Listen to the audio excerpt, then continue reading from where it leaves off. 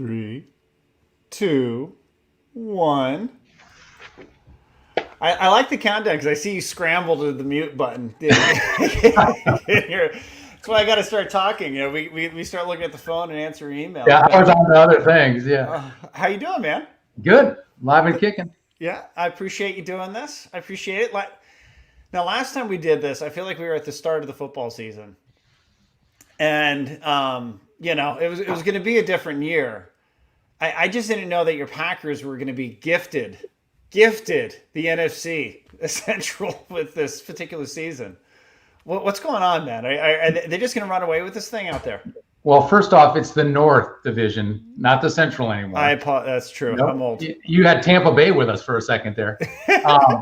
Yeah, it is the North, and I think the best team is winning.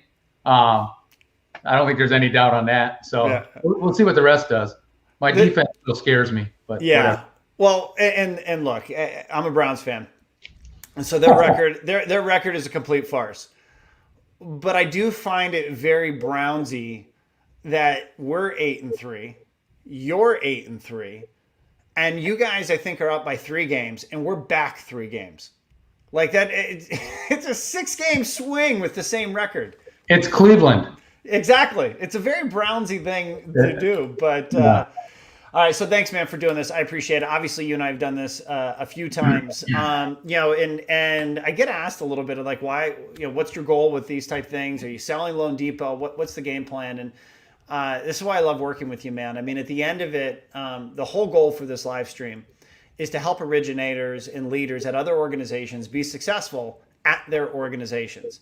And you being willing to give us, sometimes it's 20 minutes, sometimes these things are 40 minutes. Of your time to share your knowledge in the builder space to help these folks become more successful at lending in the builder space. Really appreciate you doing this, my man. So thank you. And apparently you're not the only Packer fan out there. Again, Scott, I don't know why I didn't get a go Browns go, go dog pound, but all right, go Pack go. We'll go with it. So, but thank you, Mike, for doing this. So. As we do now, this is our tradition, given this is our 4th time, let's talk about just the market that we're in right now within the builder space before we start getting into tactics and strategies. It's a hot market, obviously, in the builder space. Like, it's insane. Can you talk about it a little bit? Yeah, I mean, there's no doubt. I mean, it took a hiatus for like March, April, and then it's been off to the races since then. But it really, in retrospect, it's probably not surprising because January and February, they were all beating plans for the most part, builders already. So I think the demographics were finally, I think we've been talking millennials for like 10 years, right? Yeah. They're going to buy now. They're going to buy now. They're buying now. Yeah. So the demographics have kind of built up that demand for years. I think COVID kind of lit it because your 900 square foot apartment doesn't look so good anymore. So I think it kind of like moved everything up and ramped it up. So, traditionally builders seem to have about a 30% standing inventory they're selling. Now anything that was that far along is sold. So they're selling into dirt now. So yeah, it's a very hot market and rates are low, demand is high, and resale is even low for supply. So there's a lot of good. Yeah, and you mentioned the millennial. The Stratmore Group put out a study. 50% of all purchases were done by millennials. Actually, 52. 52. It makes sense. I mean, it's going to keep ramping up too, because there's 4 years left of them. When you kind of do the math and look at the group, there's a huge bucket of them still for another 3 to 4 years. Well, and the thing with that group that really matters long term also is these are our best opportunities for repeat business. Right. These are our so we've got to capture them now, serve them well now, nurture them long term, because they're going to be buying second homes and third homes and such. And the other thing is it's not always 900 square foot apartments. It's also parents' bedrooms, so. Yeah. All right. But when we prepped for this, you had just said what you just did. And me being the dummy, I didn't quite understand the relationship between selling kind of the standing inventory that you just kind of indicated that they've sold out of, right? I think you had said 30% is usually. Every builder's a little different, but it seems like they were kind of 20 to 40% like heading towards ready to close almost. So there's something available for a buyer if they wanted it. Yeah. That's kind of been a theme for a couple years. And now that percentage is shrinking just because they're bought up. Because people are coming on and saying, look, I can't find anything that's in the resale market, so let me buy this new home. And that's when you say selling dirt. And what you mean by that is selling a home that's not built yet. Like it's in the master community. They're planning to do it, but they haven't even broke ground yet in some cases. And so now within that, how does that impact the borrower? How does that impact the originator? You know, like what do they need to be thinking about with this dynamic changing in terms of what kind of inventory is being sold? You know, the lack of buildable lots and the earlier sale. In fact, you could argue some builders are selling ahead. So it pushes, bottom line is it pushes the timeline out. So if you're traditionally finishing a house in 5 to 6 months, which is kind of the norm across the country, you know, you could be pushing out to 9 to 12 months in a lot of markets, just because A, you sold a lot of lots, B, subcontractors are stretched, prices of lumber, stuff has gone up. So it's stretching out that line to finish before you get in your house. Yeah. So it's not uncommon to have 9 to 12 months now, which in the past, that would have been very localized and very unusual.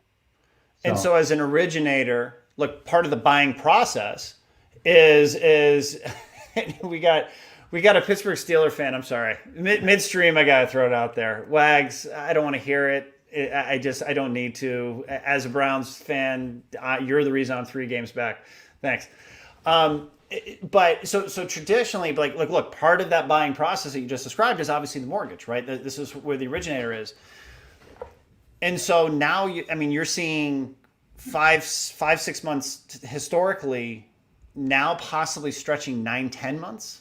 Yeah. You know, and so that means that the originator and the builder, to keep these people on the hook, I hate to say it that way, I mean, they're gonna have to nurture these people, right? I mean, they're gonna have to stay in touch. Okay.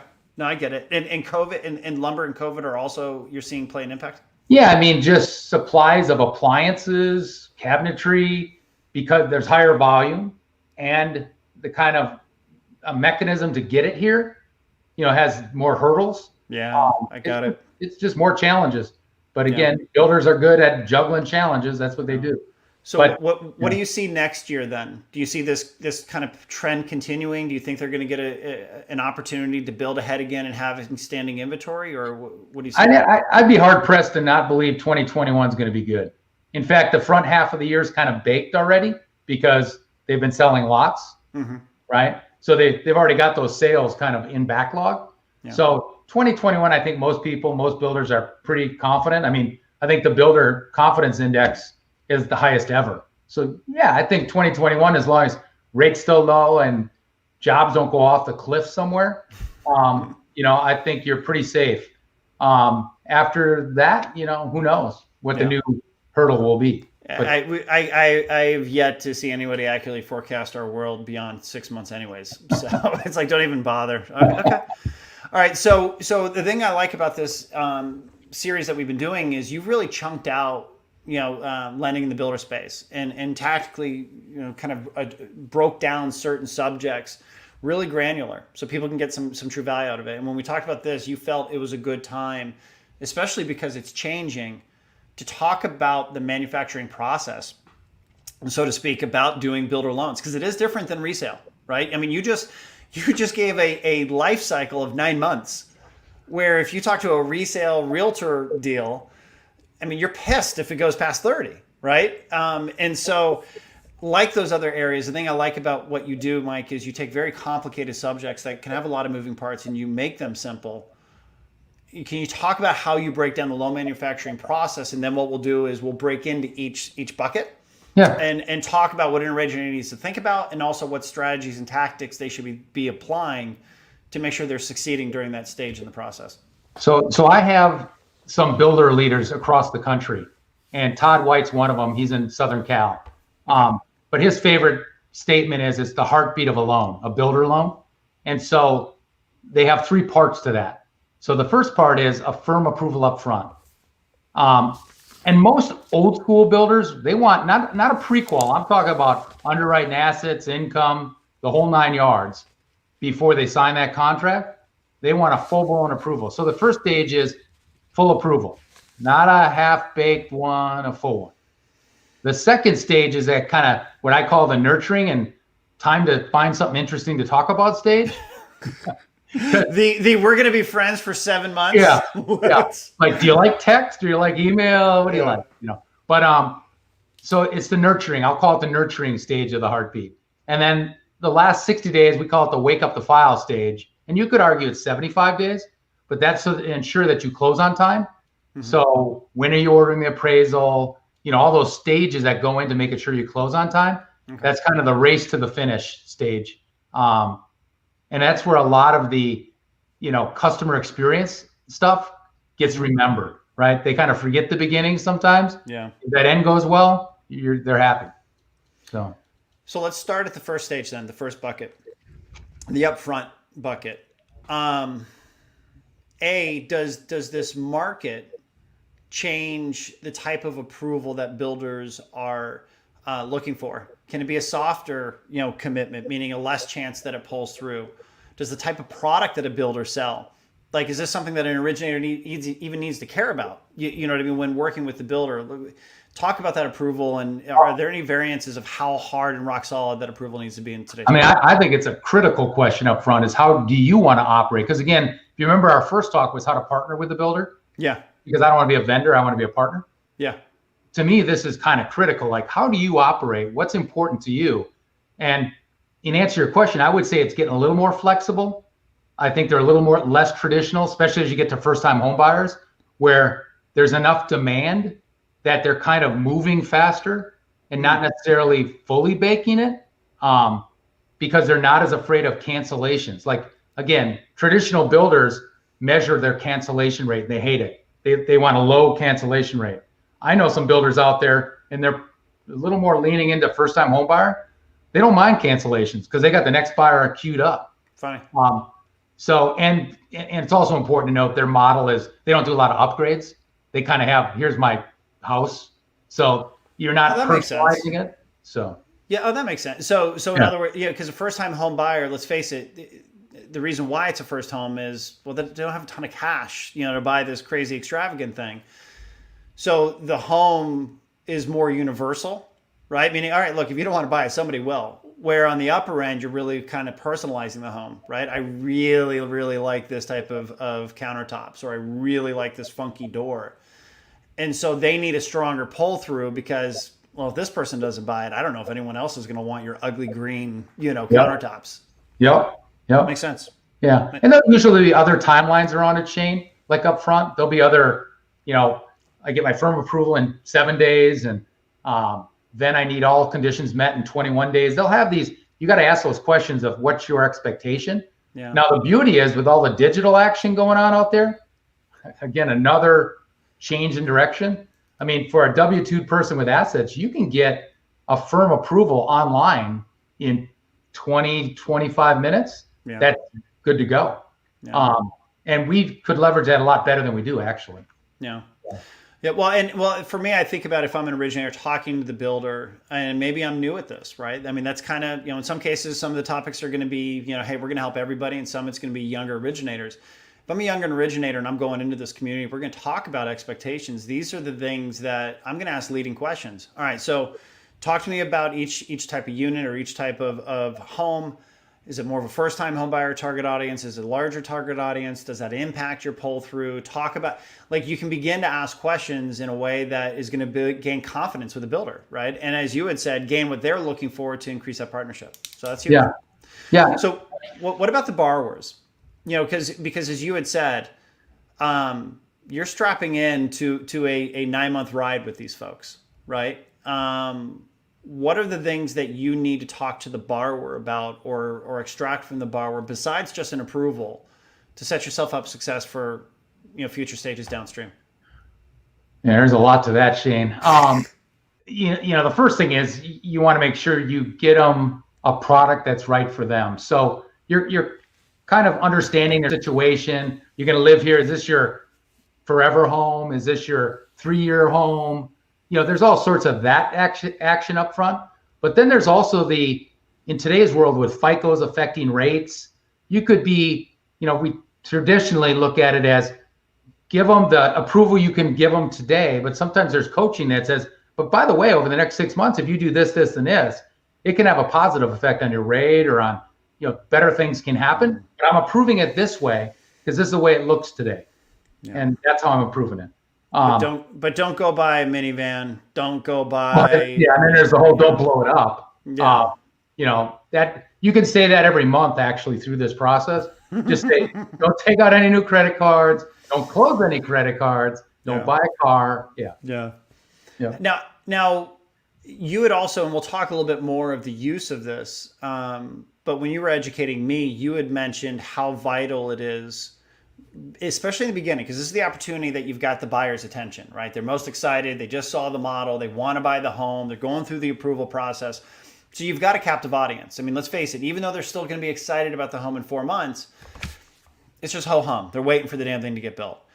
So you had referenced how important this stage is for the originator to collect the personal information, kids, hobbies, activities, things like that. Can you talk a little bit about the types of things that originators should be collecting during this stage? Yeah, anything that builds relationship or stickiness, whatever you want to call it, but sincerely builds relationship is positive, right? I mean, if you're going to be with someone for 9 months, it's kind of nice to know a little something about them. And again, one of the challenges is today's system, because rarely is it face-to-face anymore. I mean, it's almost always online, is how to do that now. So you almost have to make more of an effort to do the relationship questions than you did in the past. Like 20 years ago, you're doing apps face-to-face. You just naturally do it, right? To break the ice. I'm looking at you. I got to talk about something. Yeah. So, but I think it's important. And it's actually, I think it's important a lot because it was a weakness of mine early in the game. I was all business, like always trying to help the business side of it without necessarily, hey, what about you? Like, it's funny. It's funny. I went through the same thing because when you're in person, I mean, it's not like you go, hey, Mike, good to see you. Okay, great. Thanks. Bye. You walk out. You're talking. Hey, how you been? What do you got going on?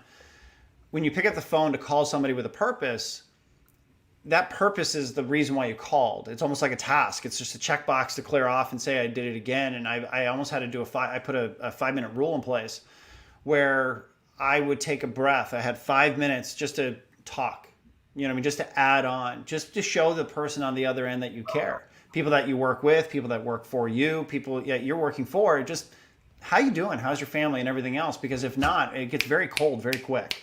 Well, and the other danger you get with that, and again, this is from personal experience, is if after you do 1,000 of this, pre-quals, pre-approvals, you think like you automatically fill in the gaps and off you go, and it's like, well, hold it, I didn't really ask that much. Like that's another danger, and again, that's from personal experience. Yeah. So let's use that topic because there's other parts in this to pivot over to the nurturing stage. So now we've gotten the approval. We've gotten to a little bit know about this person and their personal life. We know what kind of approval our builder is. We're coaching them on not doing stupid stuff during this kind of cycle. How are you using that personal information in the nurturing process? What are you doing to stay connected to, I guess this is the more overarching question. What are you doing to stay connected and maintain a relationship with this borrower to assure that you guys work with each other for the entire cycle of this loan? So keep in mind, in builder world, you have two clients. You have the builder and the customer, right? Yeah.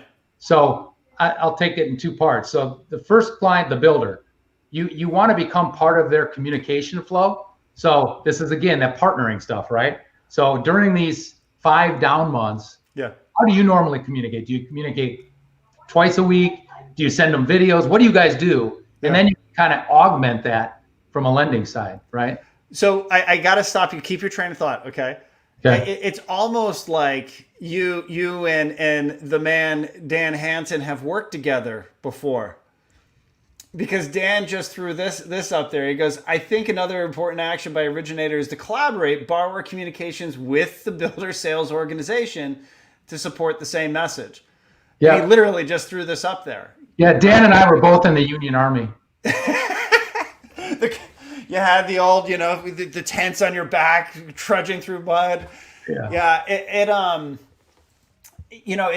is such an important concept because it is echoing the same message, but also, I hate to say it, tactically stretching out the communication. Because if both you and the builder call on the same day, well, it's weird if you both call them back 3 days later. You know what I mean? And okay, do you want to do an off-on thing? I call this week, you call next. Do you want to really coordinating with the builder is going to help keep that warm relationship with the buyer, the lender, the borrower, by making sure you're spacing out the communication. So no, I like that. Yeah, and that's the builder. And then on the customer side, that's where that understanding them a little bit, how they like to be communicated, when. Yeah. I mean, all those things are really important up front. Because sometimes a simple text just saying, framing went up today, all good. They'll chuckle and go, yeah, that's kind of cool. Yeah. Or a little selfie with you out there, at the site if you happen to be visiting the community. That would be a cool little gesture, right? Yeah, I was going to ask, what kind of, because look, 9 months is a long time, man. Like eventually I run out of material, to say, well, what kinds of communications do you do? I like the selfie, right? I like the maybe a bi-weekly video of the building site, because we're talking about now more of the dirt builds. What other types of communication have you employed or used, to nurture? I try to stay away from like too much product stuff. Because they're already in a product. But if there was anything that was interesting, given something they told you, that can come into play. I think video today is really powerful. I don't think there's a new homeowner out there that wouldn't want a weekly snapshot or video of their lot. Yeah. Or bi-weekly, whatever. I think that's a no-brainer. And actually, a lot of builders use, I think it's called Our Story. There's a service out there that puts it together for them. I think that you could partner with the builder on that. That's kind of cool. But then the other stuff is just the relationship stuff. The guy got a birthday. Did the kid, how is school going? I know you got kids at home. That kind of stuff isn't necessarily a bad thing either. And again, the challenge today is it's just so everyone's in their home, right? Yeah. We're really not out. Like I'm getting like stir crazy because I haven't been on airplane since March. Which is crazy for me. So I've got two adds to that. One is, and actually, you and Dan know this person very well, Alec Hansen. With social media, Alec gave me a very simple concept that's actually helped me a lot. I can show it to you. He called it a content calendar. And basically try to plot out what you're going to post. So if you can see, it's a little calendar then. If you have to sit down and if you think, hey, I'm going to have to stay in touch with this person for 6 months, how am I going to nurture with them? And if you pulled out a calendar and just, and you say in your mind, I want to make sure they hear from me every 2 weeks, and write down the type of topic that you could share. So this week it's a selfie. This week it's a happy 4th of July. This week it's happy birthday to your kids. I think if you managed it that way, it would be a really easy way to make sure that you have the constant communication going to them and varying the message. Because if you do it on the fly, I don't remember what the hell I did 3 weeks ago. I don't remember what I did 4 weeks ago, and almost planning it out purposely. Now it's almost an insincere thing, but it's making sure you're nurturing. Now, the other thing that I want to bring up, and Mike, you'll have to tell me if like there's a RESPA violation here or something like that. So I'll actually ask with this. Let's say the person accepts the home or buys the home. Is there any issue with giving a gift to the borrower at that point? Like, hey, congratulations, and you're approved and in the house? Yeah, I mean, there's usually the value game of how much the gift is worth for a RESPA side. But stuff like dog tags, if they have a dog with the new address, All right. So you'll have to tell me if this is outside of the realm. Right. But so my wife last night, she goes, all right, I got the gifts for your grandparents. And I was like, what is it? And I was trying to Google. If you saw me being rude, I was looking at my phone, and I'm just not quick enough. So have you seen those digital frames that you can have in a house? It's like a frame, like a picture frame, but it has pictures on it. So there is a picture frame that is hooked up to Wi-Fi that you can email a picture to that will show up on the frame. And so I'm thinking, if I was able to give this to a borrower, or somebody who's going into the home, hey, congratulations on the home. By the way, this is a cool little thing. I could email them pictures directly to their frame, just sitting inside of their house, Now, of course, their family, the purpose is for grandparents, to like receive pictures of their kids and things like that. But maybe not a bad way of staying in touch just randomly. Like, hey, there's a new picture of the house here. How cool is that? I think it's a great idea. I mean, it fits in with that, kind of watching your house built theme. So I like it. There's a value question to it. Yeah, we'll see. It was like Starlight, Streamlight. I got to figure out the thing. So, Dan, Packers hats are pretty cheap as a consumer gift. Again, enough of the Packer talk. They're 8-3. Browns are 8-3. The Packers are winning. So, all right. So, on top of that, though,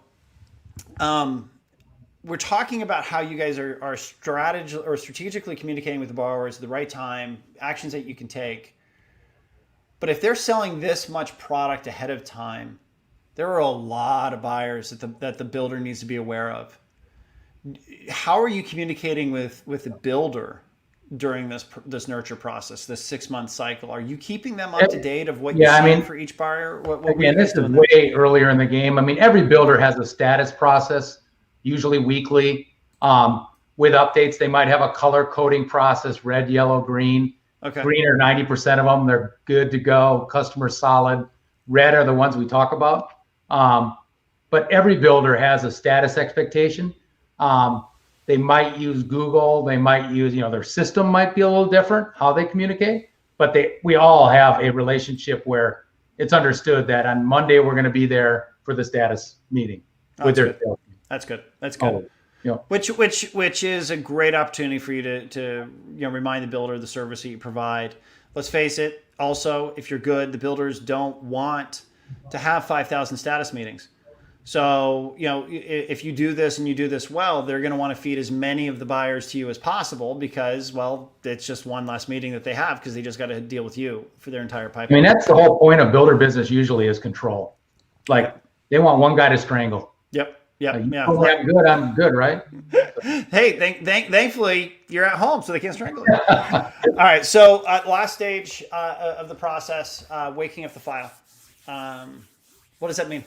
And this is one of the key differentiators between a builder team and non. Most reporting and operations in a mortgage company, it kind of works from the closing date back. So they start picking up files like 3 weeks before closing, 2 weeks. They don't think of it like I have to update everything. When is the appraisal should be ordered based on when they lock down upgrades. So there's a lot of nuances to builder where you better wake that thing up 60 days. And quite honestly, in this market we're in right now, that's a huge challenge because processing underwriting is working on this month's closing. They're not looking at January, February, which traditionally in builder, that's what we're doing. Yeah. We're looking 2 months ahead. So that is a critical differentiator that you have to have a process for sure, because stuff comes up. All of a sudden their FICO went down a little bit, or now I got to manipulate a product or do something. So that is like the number one topic that differentiates builder from resale. With the upgrades, because Kim and I, we had, at one point we had bought a house and went through this process in Irvine actually, and we were doing upgrades throughout the entire thing, and my lender didn't really know what was going on, especially in some of these more extravagant homes. I'd imagine that's an issue. I mean, is getting the appraisal in the early, I think you guys call it an addendum. Is that can be a really touchy. That's another partner discussion. Like there's some builders that are kind of loose. They let stuff go longer than they should. You should lock it down 30 days or earlier. You shouldn't let people be adjusting stuff. Okay. Late in the game. So that's another partner discussion is when are you locked down on all your upgrades, your pricing, your addendums? Number two, when we order that appraisal, the appraiser's got to have all those addendums. If you upload it wrong, there's another issue. That's why I asked, because appraisals right now are in some markets, they're stretched out in time. Totally. Yeah. And I mean, appraisers, that's another discussion where in normal builder world, I'll try to wait till it's done. Like I'll try to time it so I don't have to spend money on a final. But in today's world with the capacity, I'm just order, let's roll. Yeah. Because you don't want to push it where you need 2 days blows you up. You're under the gun. Yeah. Yeah. And one of our earlier calls also, you had referenced the importance of the title company in the process, because the builder really likes to work with a single title entity and relies on them, for feedback of how the service is going, how happy the borrowers were, and things like that. Is a part of waking up the file so early so you can feed the closing documents to the title company early, or does that Absolutely. Yeah, I mean, again, they're part of the team, right? Escrow, title, attorney, they are clearly part of a builder's team. And if they're not happy with you, Mr. Lender, you probably won't be the lender long. Yeah. So, I mean, they're a critical part of the team. And again, in this today's day and age, it's a challenge. But I mean, they'd normally like the doc 7 days ahead. That'd be great. Yeah. But a lot of times, at the end, you're pushing. But again, in builder space, they close a lot that last week of the month, right? So the same escrow companies doing all these docs and closings at the same time. If you can help them by giving them docs early, they're happy. Yeah. Well, and you, at the beginning of this, you had said something that's pretty important, right? We went through the upfront, taking the app, getting full approval, collecting information, then move on to nurturing, which is now, it's an 8-month process. And you had said, yet you get to the very end, and that's what everyone remembers, is that ending experience. And so you could do everything perfect in the first 8 months because of the process, but if you fail that title company over and over, a few times, everything else that you did is going to be forgotten. And it's going to have a negative impact on your future business. And let alone the lender side, when the builder's doing their customer experience surveys, which almost all of them do, that lender can impact the score for the whole thing for the builder. Yeah. And nothing upsets the builder more than missing their targets because the lender. Yeah. Yeah. Yep. All right, Mr. Suges, we did another one. Somehow we made it. Did we miss anything? Anything else that you want to highlight? Yeah, I just think, in today's day and age, with all the volume we got, process is probably the #1 topic out there for builder in reality, because there aren't that many wild products, right? That's normally a talk when sales are tough. You're looking for every niche. That's not today's world. So I would argue this talk today is probably the timing's right, just because the market's dictating it. Maybe the most important topic they've heard all year. We are game changers. All right, Mike, thank you, man. I appreciate it. Hopefully next time we do this, both our teams are in the playoffs. Yours definitely will be. So you have a great day, man. And thank you, dude. See ya. Take care. Bye. All right.